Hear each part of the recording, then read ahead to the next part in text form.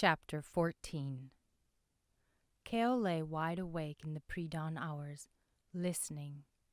What had awakened him? Every nerve in his body tingled as he pushed his awareness through the darkness, searching for any sign of disturbance. But his brain was sluggish and fuzzy. Sitting up, he glanced around the campsite. The others were still fast asleep. Maybe water would clear his mind. Cale started for the river, but found his direction disoriented as he peered into the dark trees. He turned around. He must have slept hard. He couldn't remember the last time he had his directions mixed up. How could he? Elves were notably good navigators. Blame it on the other half, he mused dryly. He splashed his face with the icy river water. He glanced back at the trees as wisps of grey mist oozed between the bent and wrinkled trunks. A premonition tickled his muddled mind, but he shrugged it off. He rose from the bank and awoke the others. "Oh," Prince Vian groaned, "it's still dark." "Up," Cale said. "We're crossing the river before dawn." "What's the hurry?" Desmond stretched his arms above his head in a yawn. Ayianna sat up without complaint and began folding her wool blanket. Liam strolled around the campsite and sniffed the air. "We moved through the Inganno forest as quickly as possible," Cale said, and tied his rolled-up blanket to his pack. "What?" Desmond leapt to his feet. "You never said anything about the forest."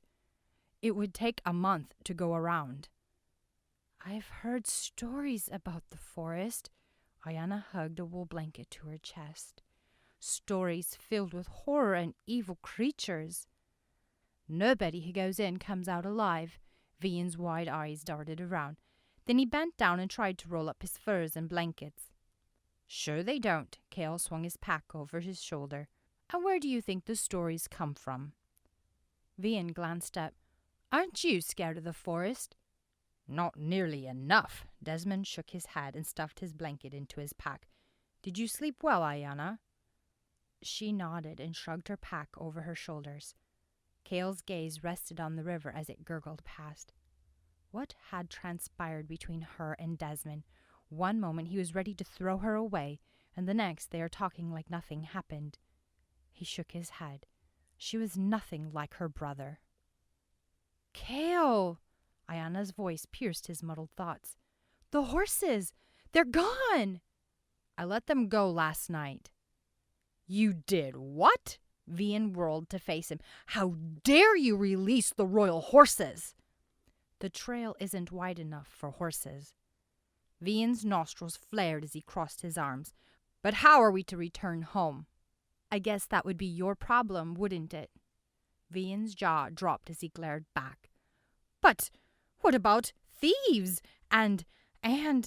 No one will risk expulsion upon the account of the king's branded horses wandering into their village, when there would probably be a reward if they're returned." Vian stared at him, and then turned away in a huff. He dragged his blankets into a pile and threw his robes on top while the others continued to pack. Unease turned Cale's stomach, but he couldn't figure out why. He looked up. The sky across the river lightened in dawn's approach, and clarity stung his head like a hammered thumb. The night before, the Thessari River had separated them from the forest, but now nothing stood in their way. How? What kind of dark enchantment were they facing? He slowly exhaled the unease. The last thing he wanted was to inflict fear on his blundering travel companions.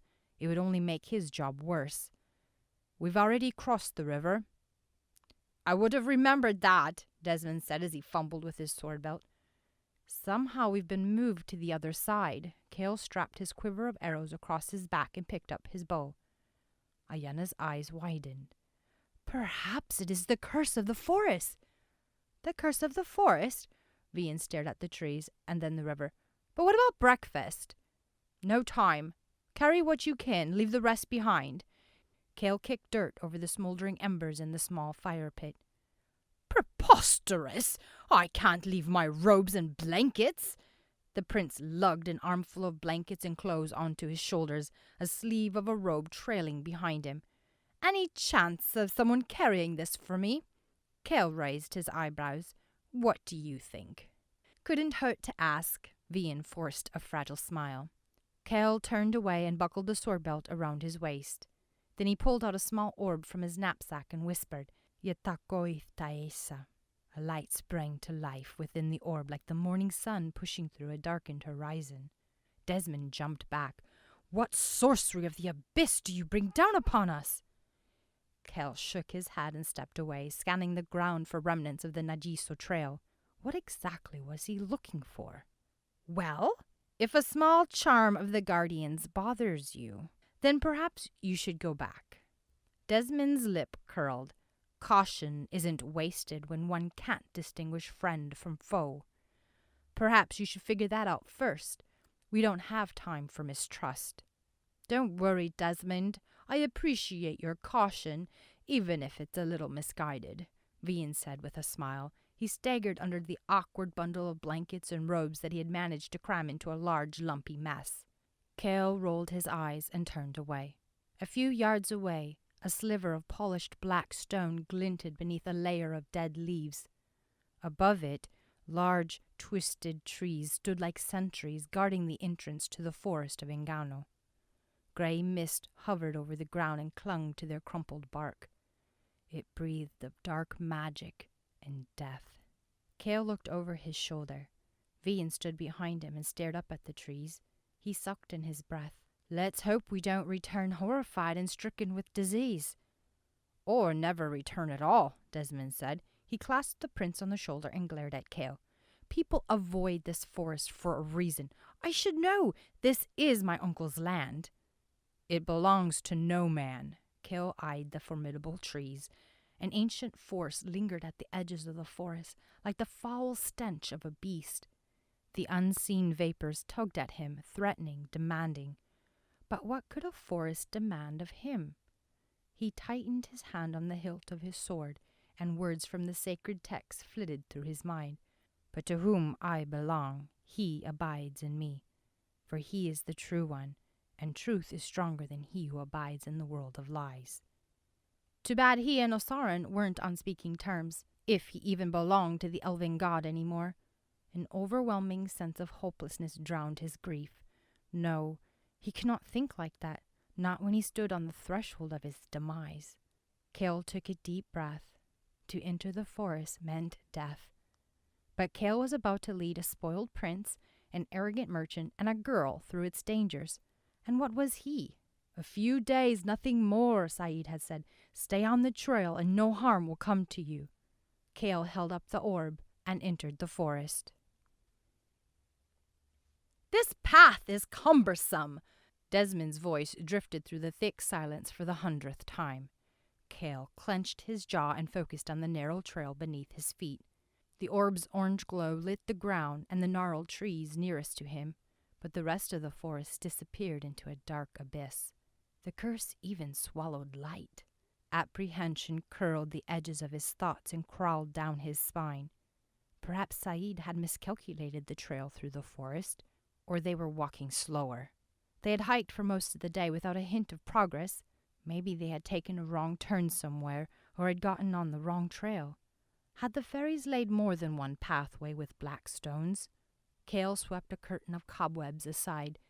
Their sticky strands clung to his face and body. He swiped them from his face and rubbed his hands on his pants. What was Saeed thinking, making him drag Ayianna, Desmond, and Vian through the forest? Of course, it had only been the girl at the time. They were slowing him down. He clenched his fists and took a deep breath.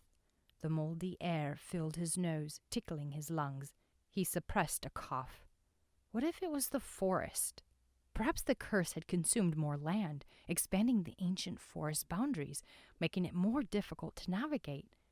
And now they were doomed to wander forever lost. He shuddered. The old trees crowded around him, their mangled branches stretching above him, ready to snatch him up for trespassing. He pushed the thought away and reminded himself the forest couldn't harm them as long as they stayed on the trail. He double-checked the ground. Moss covered everything. No polished stones anywhere. His heart leapt into his throat. But as quickly as the fear strangled him, it released him. Beneath his boots, where they had scuffed the moldy carpet away, the black stones glittered from the orb's glow. He kicked the debris from the path and revealed more of the Nagiso trail. He bent down and rubbed a finger over the stone's smooth surface. Specks of light glimmered deep within like stars on a moonless night. What kind of creation was this? This was no natural stone. "What is it?" Ayianna's voice broke Kale from his reverie. He stood. "Nothing." "The stones are pretty, aren't they?" She gazed down at the cleared path. He shrugged. "Come on, we must keep moving."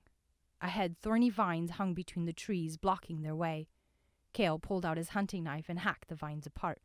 Why hadn't he thought to grab a hatchet? "Who made the trail?" Ayianna asked as the others joined them. "Why is it here?" "The Nagiso laid the trail down a long time ago, before the Great Fairy Rebellion and before the Toas had consumed the forest."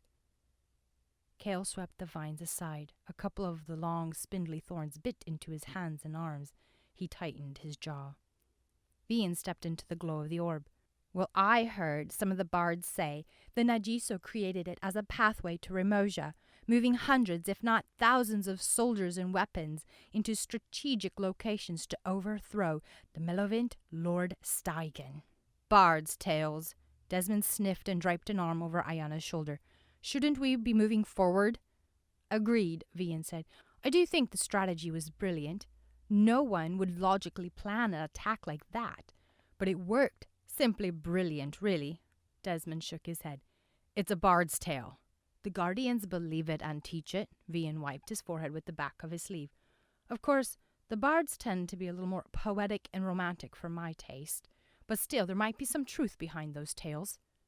"If I were you," Desmond cocked his head, "I wouldn't rely on poetry or fables to lead my kingdom. I would stick to what's been proven. The mighty shall rule the weak, and those with more money are mightier." "I don't think—" "Less talk, more walk!" Kale pressed deeper into the forest, and the others filed in behind him. Time ceased, and silence suffocated Kale's ears. His aggravation heightened. They should have made better progress. An incline in the path, colder air, less trees. Where were the mountains? He peered around him, but the scenery hadn't changed a bit.